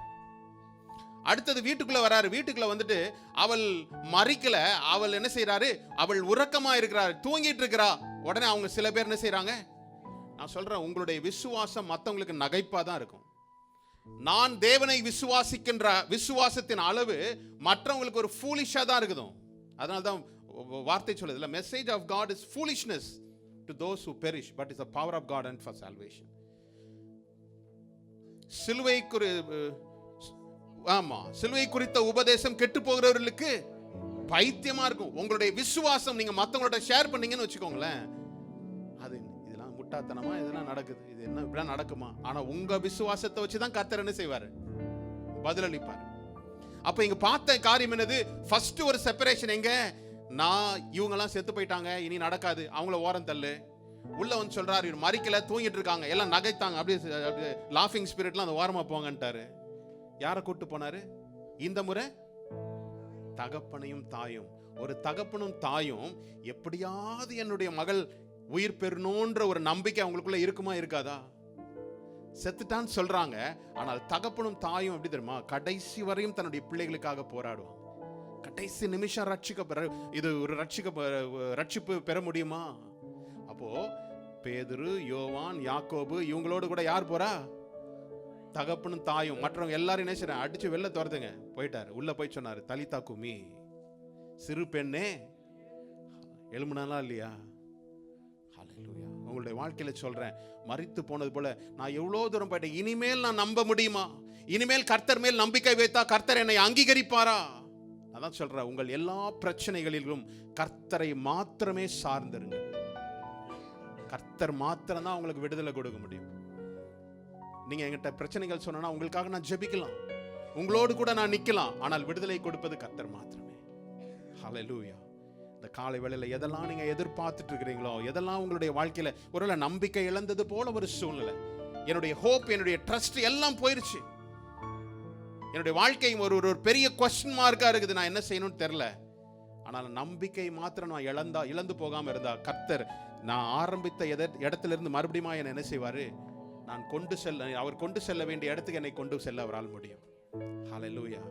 ஒரு விஷயம் இதை உணர்ந்தவர்களாக நாம் எழுந்திருப்போமா?